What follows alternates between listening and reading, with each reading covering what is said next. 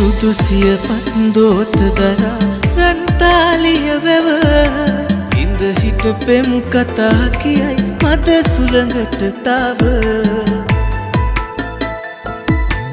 ඇතුකල් මහවෙහෙර බිමේ ගෙනා සිතට සුව ඇඟලුම් මල් කුමාරියේ නුඹයි සිහිනදුව ඇඟලුම් මල් කුමාරියේ නුඹයි සිහිනදුව